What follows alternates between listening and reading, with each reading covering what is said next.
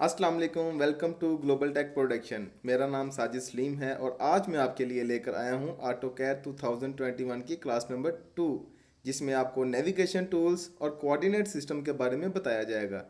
और मेरी इस वीडियो को गौर से देखिएगा और एंड तक देखिएगा। और अगर आपके पास ये सॉफ्टवेयर मौजूद नहीं है तो घबराने की कोई बात नहीं, आप मेरी इस वीडियो को देखें। इसमें डिटेल के साथ आपको बताया जाएगा कि इस सॉफ्टवेयर को डाउनलोड कैसे किया जाता है और इसको इंस्टॉल और एक्टिवेट कैसे किया जाता है। वीडियो स्टार्ट करने से पहले अगर आपने मेरे इस चैनल को सब्सक्राइब नहीं किया तो मेरे इस चैनल को सब्सक्राइब करें और उसके साथ बेल आइकन को भी प्रेस करें ताकि हर आने वाली नई वीडियो से आपको अपडेट मिलती रहे। आइए वीडियो स्टार्ट करते हैं।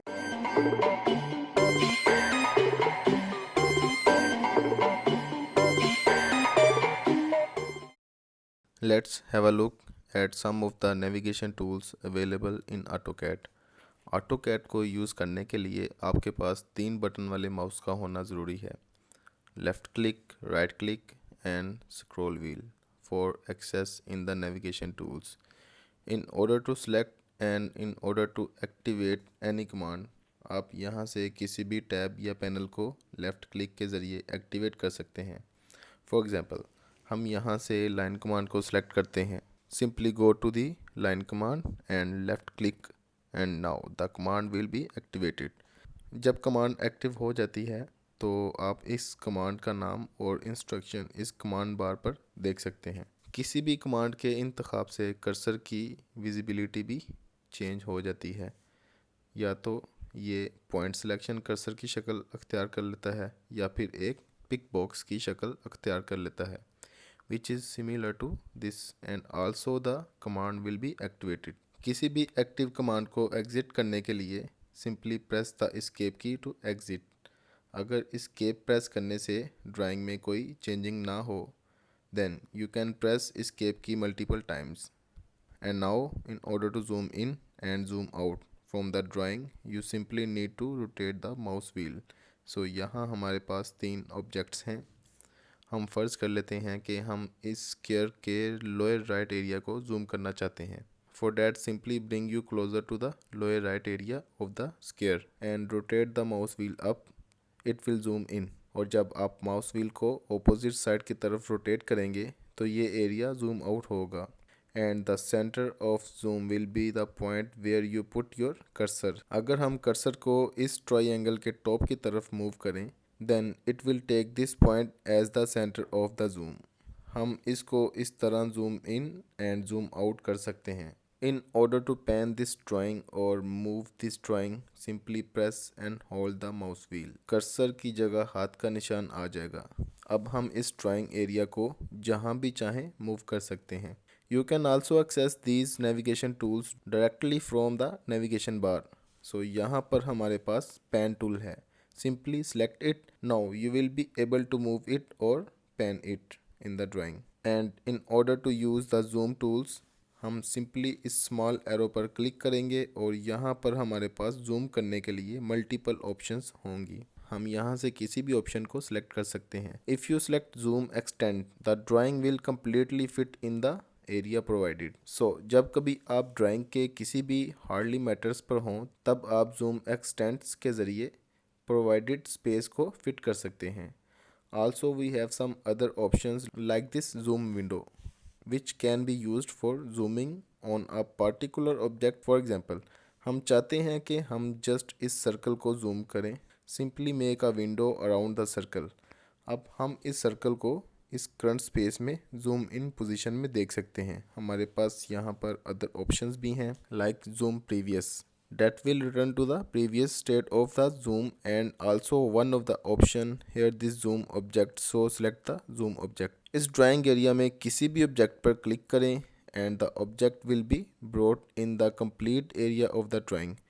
You can also access all of these options according to your requirement। हम यहाँ से 3D ऑर्बिट टूल का इंतखाब भी कर सकते हैं। 3D ऑर्बिट टूल के ज़रिए हम X, Y and Z axis को देख सकते हैं।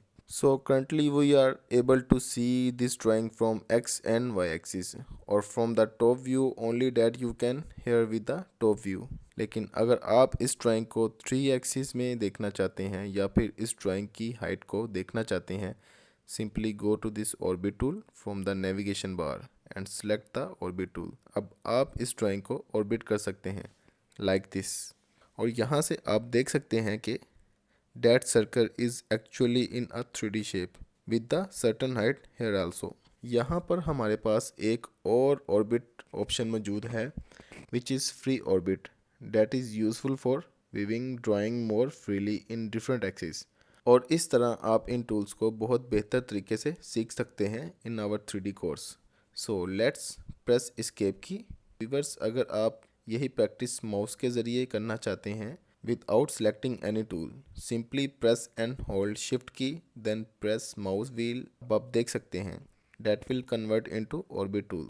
दोबारा इस ड्राइंग को ओरिजिनल कंडीशन में लाने के लिए हम सिंपली इस व्यू क्यूब से टॉप व्यू पर क्लिक करेंगे and here we have it the default configuration. लेकिन तमाम एंगल करेक्ट नहीं हैं, हम इसको इस स्मॉल एरो से दुरुस्त कर सकते हैं। इस तरह हम AutoCAD ड्राइंग्स को नेविगेट कर सकते हैं। There are 360 degree in a full circle। Here we have the angle 0 degree, 90 degree, 180 degree, 270 degree and 360 degree। एक सर्कल में 4 कोऑर्डिनेट्स होते हैं। Here we have UCS in the center of the circle। Here we have first quadrant which is 1/4 part of the circle। First quadrant में x and y axis की values positive होती हैं। In the second quadrant the value of x axis became negative and the value of y axis remain same. Third quadrant जो कि first quadrant का inverse है। Here we have x and y axis both towards to negative. In the last quadrant we have x axis in positive and y axis in negative. Now we will discuss about coordinate systems। There are 4 types of coordinate systems: absolute or Cartesian coordinate system, relative coordinate system, polar relative coordinate system and direct entry। मैंने चारों files यहाँ open की हुई हैं जिनको हम step by step देखेंगे। आप इन फाइल्स को डिस्क्रिप्शन के ज़रिए डाउनलोड भी कर सकते हैं। AutoCAD में ड्राइंग बनाने के लिए सबसे ज़्यादा पॉपुलर एब्सोल्यूट कोऑर्डिनेट सिस्टम है। इसको कार्टेशियन कोऑर्डिनेट सिस्टम भी कहते हैं। In absolute coordinate system we have x, y and z axis here। Here we have this x axis represented with red line and y axis represented with the green line। And we also have z axis which cannot see because we are in the 2D plane।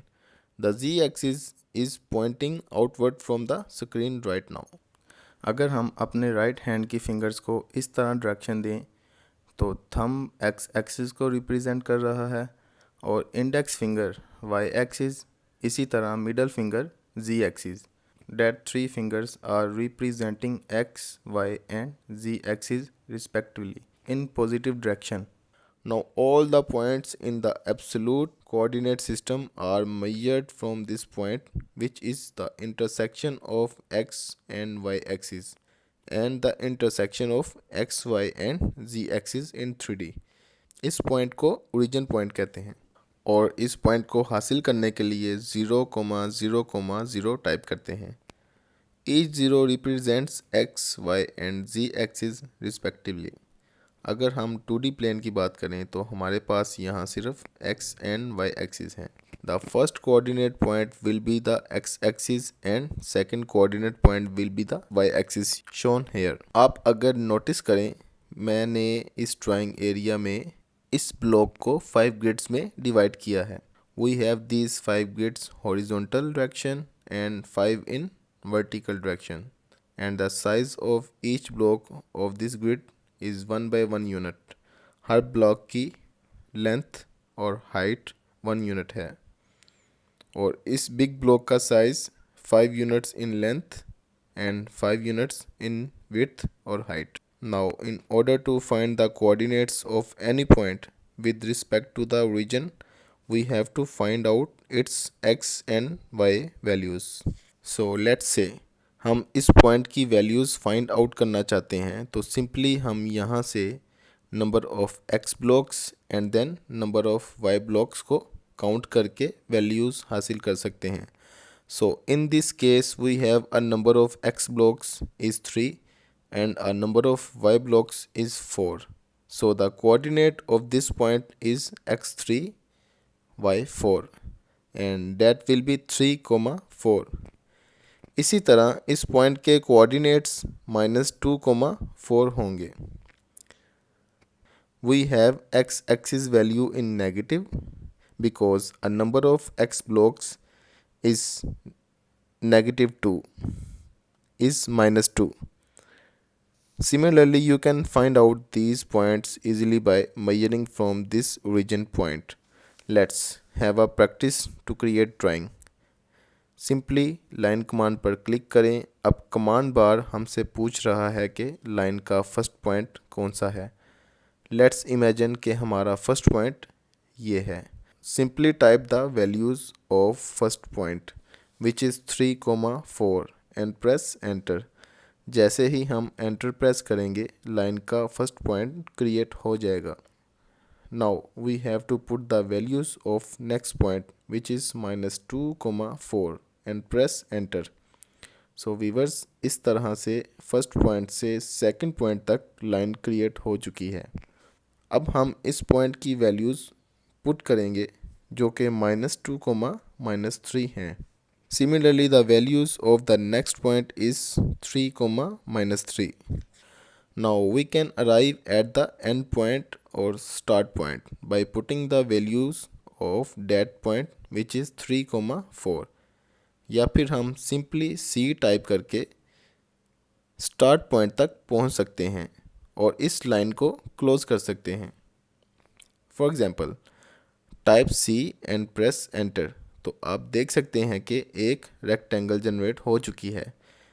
In relative coordinate system we will get the start point by selecting line command same as in absolute coordinate system. हम यहाँ से line command पर click करेंगे. आप अगर इसको मज़ीद short करना चाहते हैं तो simply type L and press enter. Now the line command is activated. First point की वैल्यूज़ पुट करें जो कि 3, 4 हैं. अब यहाँ पर आपको गौर करना होगा कि एब्सोल्यूट कोऑर्डिनेट सिस्टम में हम इस ओरिजिन पॉइंट के थ्रू वैल्यूज़ पुट करते थे, लेकिन रिलेटिव कोऑर्डिनेट सिस्टम में लाइन का स्टार्ट पॉइंट ही इसका ओरिजिन होगा. लेट्स सपोज हम कुछ वक्त के लिए इस पॉइंट को ओरिजिन कंसीडर कर लेते हैं. In this case, we have a number of x blocks is -5 and y blocks is 0. So put the values of next point by entering @-5, 0. इसी तरह इस पॉइंट की वैल्यूज़ @0, -7 होगी. चूँकि हम अब इस पॉइंट को ओरिजिन कंसीडर कर चुके हैं, so the values of this point is @5, 0. और अब हम सिंपली इस लाइन को क्लोज करेंगे. Type C and press enter. In polar relative coordinate system हम लाइन की लेंथ और एंगल पुट करेंगे. Simply select line command and get the first point by 3, 4. अब हम लाइन की लेंथ जो कि 5 यूनिट्स है और इस लाइन का एंगल जो कि 180 डिग्री है, simply put the values in order to that point will be origin which is @7 less than 180. इसी तरह नेक्स्ट पॉइंट की वैल्यूज़ @7 less than 270 होगी, क्योंकि हम इस ओरिजिन पॉइंट से 270 डिग्री की तरफ जा रहे हैं and the length of this point from origin is 7 units. Now put the values of next point and type C to close the line. In the last coordinate system which is direct entry, we have to create the drawing by using mouse directions and length of line. हम line command पर click करेंगे और start point की value देंगे और customization बार से ortho mode को on कर देंगे. In ortho mode cursor movement is constraint to the horizontal और vertical direction relative to UCS. हम ऑर्थो मोड को फंक्शन की F8 से भी ऑन ऑफ कर सकते हैं. सिंपली मैं माउस के इस्तेमाल से डायरेक्शन दूंगा और लाइन की लेंथ दूंगा जो कि 5 यूनिट्स है और एंटर प्रेस कर दूंगा। Now the line is created. Again we have to set the direction of line and put the length which is 7। इसी तरह डायरेक्शन दी और लेंथ पुट कर दी और लाइन को क्लोज करने के लिए सी प्रेस किया, या फिर डायरेक्शन के साथ 7 यूनिट्स की लेंथ भी दे सकते हैं। तो इस तरह हम किसी भी वक्त किसी भी दुरुस्त कोऑर्डिनेट सिस्टम का इंतखाब करके ड्राइंग बना सकते हैं। That is all about the coordinate system. उम्मीद है कि आपको मेरी ये वीडियो पसंद आई होगी। मेरी इस वीडियो को लाइक और कमेंट करना ना भूलिएगा। इंशाल्लाह मैं अगली क्लास बहुत जल्द लेकर आ रहा हूँ। इजाज़त चाहूँगा। अल्लाह हाफिज़।